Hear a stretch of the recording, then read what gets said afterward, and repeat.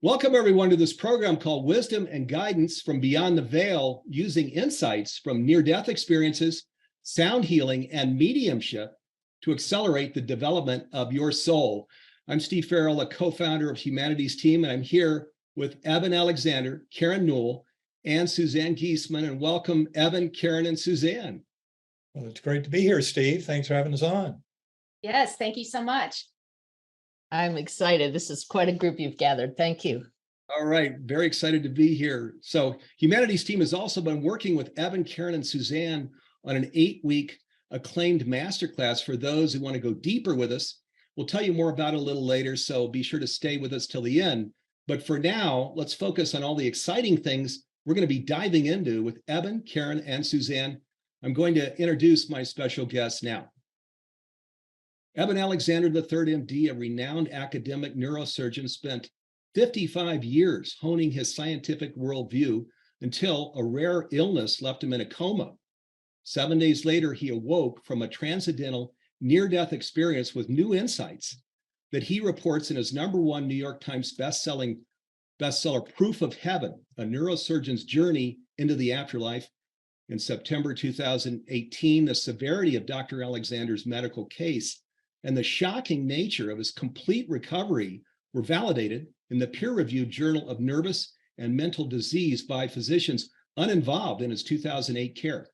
His story was also featured in a series of peer-reviewed medical articles about near-death experiences. And welcome again to the program, Eben. Well, it's great to be here, Steve. Thanks so much for putting this whole group together. And Karen Newell is a co-founder of Sacred Acoustics, a company that creates brain entrainment audio meditations combining digital frequencies, sacred instruments, sounds of nature, and human vocals to access altered states of awareness. She has explored many forms of acoustic enhancement used for deep consciousness exploration. And welcome again to the program, Karen. Thank you, Steve. I'm looking forward to this conversation today. All right, and Suzanne Giesemann is a highly respected spiritual teacher and world-renowned medium. She has written 13 books on spirituality and life after death, and her transformation from senior military officer to her current life is featured in the award-winning documentary Messages of Hope, based on her own memoir. She is also founder of the Awakened Way teachings and was included on the 2022 Watkins list of the 100 most spiritually influential people on the earth. And welcome again to the program, Suzanne. Well, thank you, Steve. It's an honor. Okay, so we have just a lot of ground to cover. So we are going to jump right in. And Eben, I'm going to come to you first. Can you start us off by sharing a couple of the most important things you learned during your near-death experience and how they've affected the way that you live your life today? Well, it's important to point out I had spent those years studying the brain-mind connection and nature of consciousness as a neurosurgeon at Harvard Medical School, and thought I understood something about how all that connection worked. But I had great difficulty understanding how consciousness could survive the death of the brain and body. That, for me, was a real challenge. And that's why, in many ways, I consider my life-threatening illness, a severe case of gram-negative bacterial meningoencephalitis affecting all lobes of my brain that absolutely should have killed me, as a tremendous gift in my life. November 2008, that's when it all happened.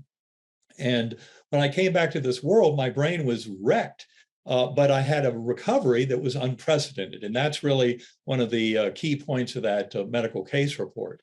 But the interesting thing is I've always looked at this as a scientist. I had a personal experience that completely defied my expectations of what should happen when you're that ill and dying. To have such a robust expansion of consciousness was an extreme surprise. But I'd say the most beautiful gifts that have come from that have come not just from the experience itself, but from my collaboration with hundreds of scientists around the world working on the consciousness question and the nature of the brain-mind connection. And I've been working with that group for the last 15 years, ever since my near-death experience. And the astonishing thing is this is all really about a shift, a 180-degree shift in our kind of general philosophical and scientific understanding of the nature of reality that puts consciousness first and foremost. That was one of the deepest and most profound and direct implications of my own experience. As that case report pointed out, there was no way that brain could have harbored any kind of dream or hallucination. So how was it I had the most profound, meaningful, detailed, and life-transforming set of events of my whole life when my brain was demonstrably inactivated? That was the deep mystery. And yet what it showed me in a very raw fashion is the primacy of consciousness. And not only are we dealing with consciousness as fundamental and creative of all of the emergent physical realm, but also the fact that that consciousness is united. There is one mind. And that is something that we will go into very deeply in any discussion of this. And to me, those are the most exciting features because they really bring a shift of thinking to our kind of materialist paradigm that is so predominant in our modern culture and yet has been proven wrong by science in many different ways. And that's why this oneness of mind, the fact that we're sharing it, that the brain serves more as a filter or a transceiver, but not the creator of consciousness, and that we're all really in this together. These kind of scientifically demonstrable facts play a tremendous role in the awakening that I see coming to humanity. And that is absolutely at the core of everything we'll be discussing. Yeah, yes, it is. That's right. That's at the core of everything we'll be discussing. And I just want to share too, that this experience of Eben's, which he very briefly described, is mind-blowing. It is mind-blowing. And there's so much more to get to, that whole journey through the afterlife, family that he encounters in the afterlife, angelic realms. I mean, it's mind-blowing. So it's such a pleasure to be here with you, Eben. Karen, I'm going to come over to you. Can you talk a little bit about about specific sounds that can aid in our exploration of non-physical realms? Yes, absolutely. For me, I became interested in sound when I was trying to learn to meditate and I could not quiet those incessant thoughts. And it was sounds like tuning forks, gongs, crystal bowls, brass bowls, anything that sort of emits this wah, wah. It was kind of a hypnotic sound. And this really helped me to quiet the mind. And this is what led me to binaural beats. These are specific frequencies that are combined in ways that help people get into quieter brainwave states, say from the active beta state of awareness down into a theta state of awareness. We focus on the theta state because these kinds of tones can help people to achieve what's known as a hypnagogic state. That's the state where your body is profoundly relaxed, really almost asleep, but your mind is still awake and alert. And so think of your body as that physical aspect of you, that material part of you, but your mind is the non-physical aspect of you. So the more that you can quiet the body and gain more awareness and interaction of your mind or your spirit, really your soul, I like to think of. It's not just our thoughts that are racing along. When we quiet those thoughts, we're able to access this other perspective, this broader perspective, which I've come to call the soul's perspective. So once you get a handle on that soul's perspective, then you see there's much more going on in our world than just the physical. It's not just how your body is behaving, it's how your mind is behaving, how your heart is behaving, what your underlying intentions are, what your beliefs are. All of this is what you can gain more access to when you achieve that hypnagogic space. And so that's what our recordings are really designed to do, really help people gain that really grounding of who they are as a soul, not just the roles they play here on earth, but that broader perspective and that larger journey that we're on and all the interactions we have with others. It's really quite an amazing thing, what really just achieving that hypnagogic space can set a foundation for. Wow, so important. And so where you talk about the soul's perspective, where we're leaving the logic center of our mind and we're going to the soul's perspective, huge. And I know people are going to want to dive into that more. I certainly do. So thank you for that, Karen. Suzanne, one of the great challenges of being human is obviously the endless chatter of our brains that we seem to engage in. Is there a way that we can stop that chatter and remain more focused on simply being in the moment?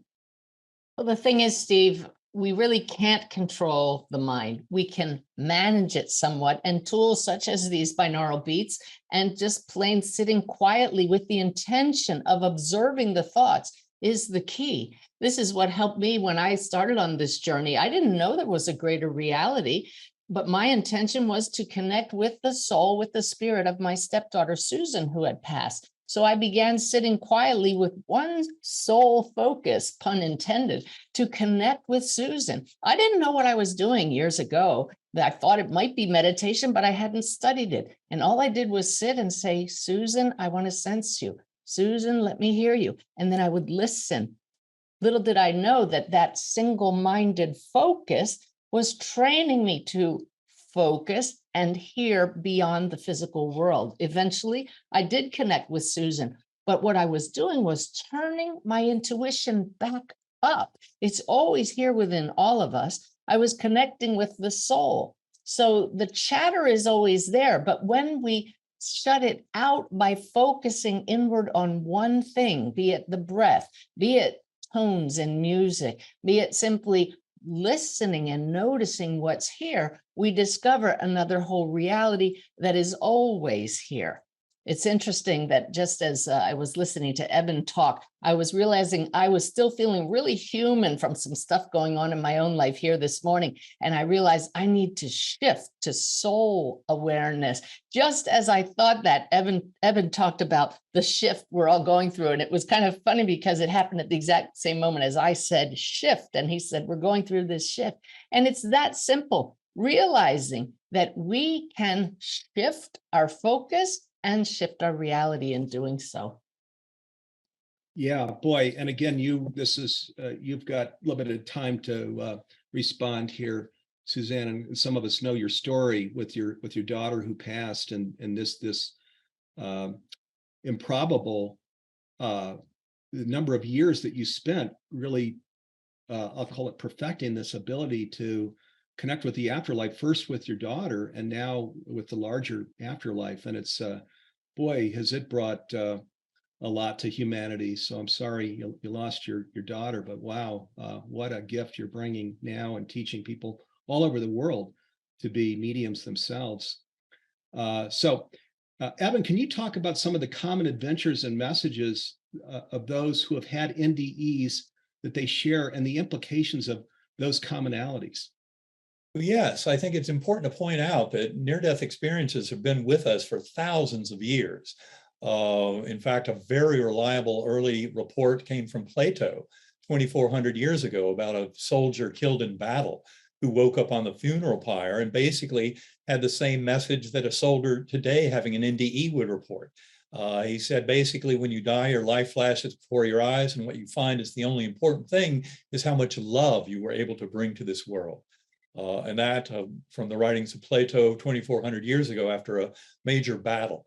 And it turns out that people who study these in detail, like the University of Virginia group and many other investigators around the world, reveal these incredible commonalities that are independent of prior beliefs, belief systems, prior kind of religious beliefs, et cetera. They seem to be kind of a universal realm that this is all pointing out. I love how Raymond Moody kind of kicked off this revolution of near-death experience research with his book, Life After Life, back in 1975. And of course, he laid out some of the common features that he discovered. But I find especially important also the writings of Gregory Shushan, who has studied cultures going back into ancient history all around the world, studying near-death experiences and similar spiritually transformative experiences. And what he finds are these deep commonalities that you find over and over again.